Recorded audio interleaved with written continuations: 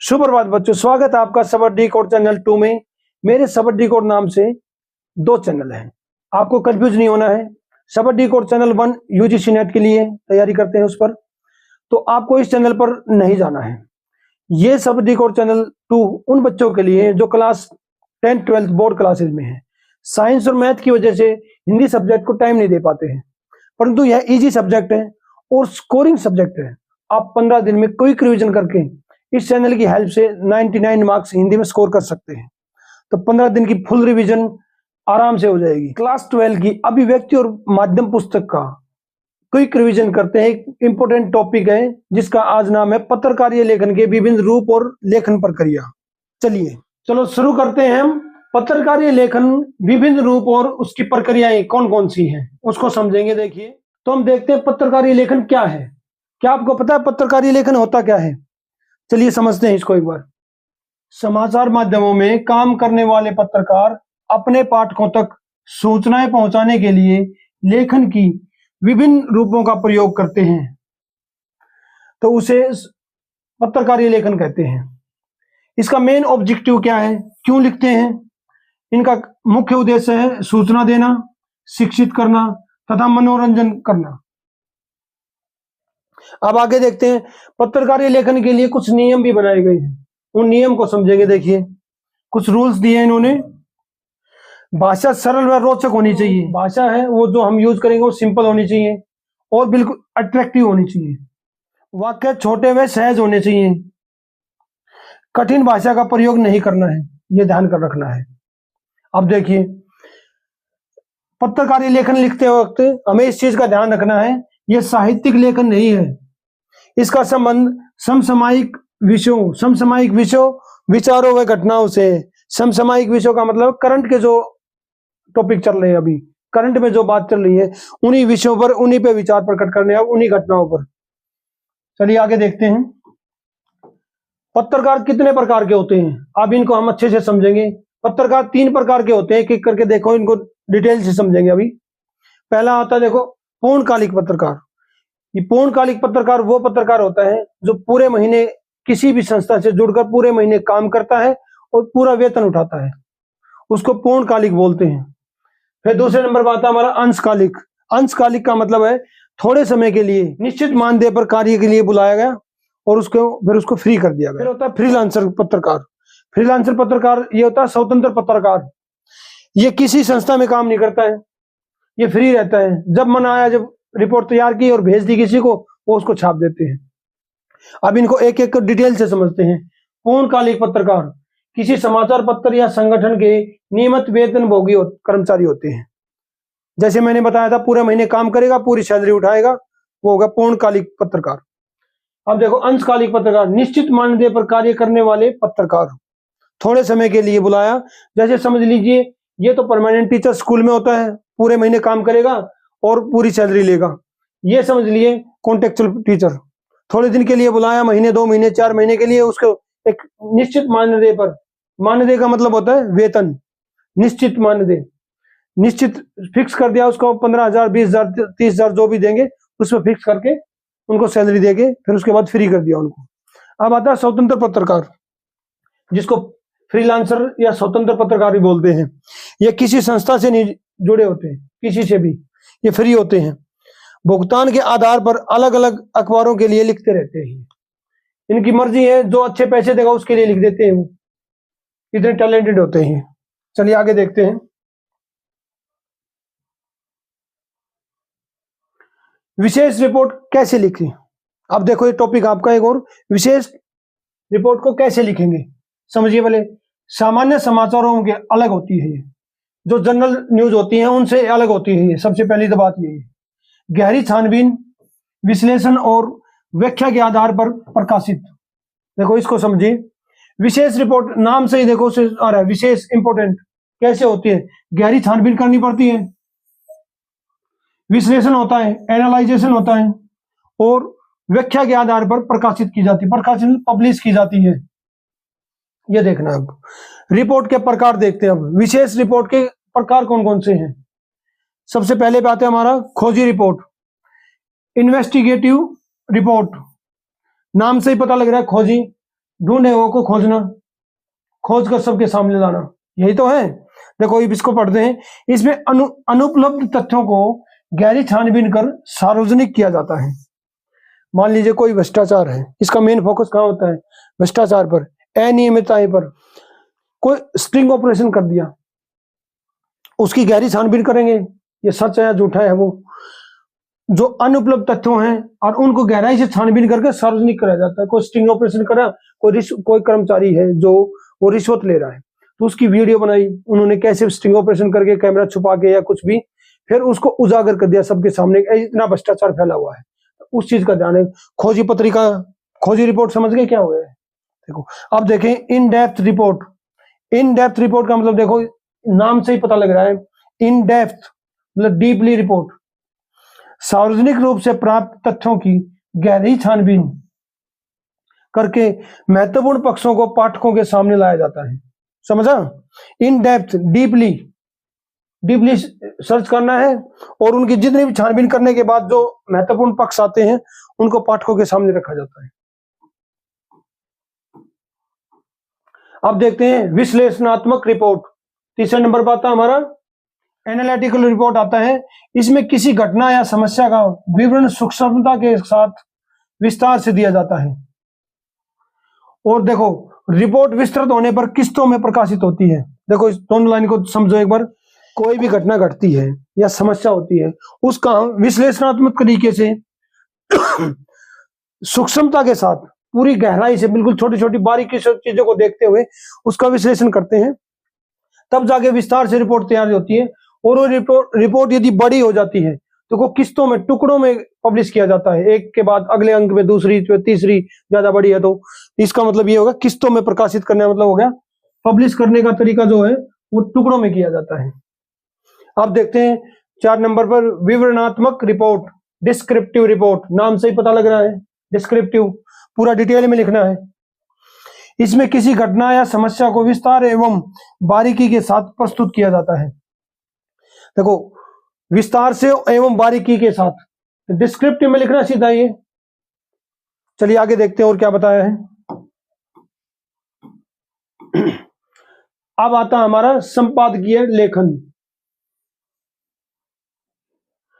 संपादक द्वारा किसी प्रमुख घटना या समस्या पर लिखे गए विचारात्मक लेख। इसकी परिभाषा देखो, इसका मतलब क्या है? संपादकीय लेख होता क्या है?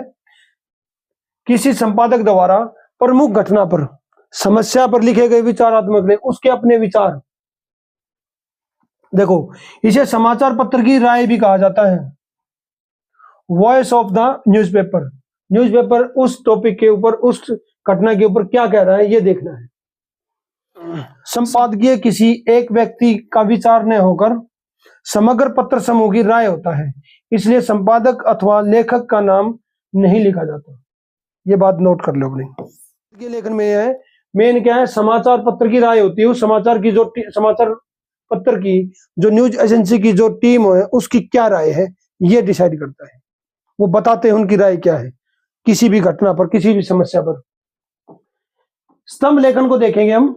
स्तंभ लेखन होता क्या है सबसे पहले देखते हैं। स्तंभ लेखन का एक बढ़िया एग्जांपल देखते हैं हम। अखबार के अंदर किसी विशेष मुद्दे पर, जैसे शिक्षा, राजनीति या पर्यावरण के ऊपर एक निश्चित कॉलम होता है जहां उसकी जगह होती है। जैसे उसका नाम लिख देते हैं आज की बात या दृष्टिकोण, कुछ भी करके कॉलम का नाम रख देते हैं। उनमें से स्तंभ लेखन। कुछ महत्वपूर्ण लेखक अपने विचारों और लेखन की शैली के लिए जाने जाते हैं। बहुत सारे लेखक लेखन शैली के लिए जाने जाते हैं। लेखकों को विषय चुनने की पूर्ण स्वतंत्रता होती है। वो किस टॉपिक पर क्या बोलेंगे वो उनकी मर्जी होती है। किसी भी टॉपिक को चूज कर सकते हैं, वो राजनीति भी कर सकते हैं। लेखक के विचार प्रमुख होते हैं। लेखक के क्या विचार है इनको प्रमुखता दी जाती है। कुछ स्तंभ इतने लोकप्रिय होते हैं कि लेखक अपने स्तंभ के नाम से पहचाने जाते हैं। ये भी देखो, यद्यपि विचार प्रमुख है परंतु लेखक तथ्यों, फैक्ट को भी ध्यान में रखता है। ये नहीं है कुछ भी लिख देगा, तो फैक्ट के अकॉर्डिंग ही बातें करेगा और तथ्यों के अकॉर्डिंग ही। तो आगे देखते हैं हम और क्या बताए हैं। इसके बाद क्या आता है हमारा संपादक के नाम पर। संपादकीय पृष्ठ पर प्रकाशित, ये संपादकीय पृष्ठ पर पब्लिश होता है। इसका उद्देश्य क्या है? पर्पस क्या है इसका इसका पर्पस देखते हैं। पाठक अपने विचारों, समस्याओं और शिकायतों को व्यक्त करते हैं। जनमत पब्लिक ओपिनियन की प्रतिबिंबित करता है। जनमत को प्रतिबिंबित करता है, कौन करता है? संपादक के नाम पत्र जो लिख रहे हैं उसमें संपादक लिख करता है। नए लेखकों को लेखन का अवसर मिलता है। नए नए लेखकों को इसमें लिखने का अवसर मिल जाता है। जनमत, लोगों का मत। पब्लिक ओपिनियन क्या होता है? वो अपना ओपिनियन दे सकते हैं किसी भी घटना पर, किसी भी टॉपिक के ऊपर, और अपना ओपिनियन दे सकते हैं, और उसका क्या रिफ्लेक्ट पड़ रहा है जनता पर, वो उसके बारे में बता सकते हैं अपना। इस जनमत के कारण नए नए लेखकों को, इस संपादक के नाम पत्र में नए नए लेखकों को अवसर मिलता है लिखने का। तो कोई भी जनमत मतलब कोई भी पब्लिक आदमी जिसको लिखना है वो संपादक के नाम पत्र लिख के अपनी राय दे सकता है। चलिए आगे देखते हैं। अब देखते हैं हम लेख, आर्टिकल्स। यह समाचार और फीचर से भिन्न होता है, अलग होता है उनसे। किसी विषय पर विस्तार से चर्चा की जाती है। तथ्यों के विश्लेषण के साथ लेखक के तर्क और उसकी राय ली जाती है। कि आर्टिकल्स की शैली आकर्षक होनी चाहिए, यह भी ध्यान रखना है। इसको देखो, लेख के जो अंदर होता है किसी भी विषय पर विस्तार से बातचीत होती है, आराम से, फुल डिस्क्रिप्टिव के साथ। फिर उन तथ्यों का विश्लेषण किया जाता है, फिर लेखक अपने तर्क देता है उस पर, और फिर उस पर अपनी राय देता है वो। तो स्टार्टिंग में पहले प्रारंभ होता है, फिर मध्य में उसके विचारों की प्रमुखता दी जाती है, फिर उसके बाद अंत में निष्कर्ष पर जाते हैं। चलिए आगे चलते हैं, क्या बताया और आगे कौन सा टॉपिक हमारा? साक्षात्कार या इंटरव्यू। इसके अंतर्गत देखो क्या होता है, आजकल आप लोगों ने YouTube पर पॉडकास्ट को देखा होगा, तो वो इंटरव्यू तो होता है। जैसे किसी महान पर्सन को लेके आते हैं और उससे बातें की जाती हैं, उससे क्वेश्चन किए जाते हैं। किसी व्यक्ति की भावनाओं, विचारों और राय को जानने के लिए सवाल पूछना। किसी भी फेमस पर्सन को लाएंगे, उससे उसकी भावनाएं क्या है उस टॉपिक पर, उसके विचार क्या है, उसकी राय क्या है, इन्हीं से मिलते जुलते सवाल पूछे जाते हैं। इंटरव्यू के अंदर जो प्रश्न पूछने वाला आता है वह उन प्रश्नों के उत्तर प्राप्त करना चाहता है जिसको पाठक या दर्शक जानना चाहते हैं। उस व्यक्ति के बारे में पहले सभी जानकारी होनी चाहिए। मुझे उस सामने वाले की पहले ही जानकारी पूरी होनी चाहिए, तभी क्वेश्चन तभी तो पूछ पाऊंगा। तो हमें उसको इस बात का ध्यान रखना है, पहले होमवर्क करके आना पड़ेगा। हमें स्पष्ट होना चाहिए कि आप क्या जानना चाहते हैं। ये क्वेश्चन भी स्पष्ट होना चाहिए, हम उस फेमस पर्सन से क्या जानना चाहते हैं। इन चीजों का भी ध्यान रखना है।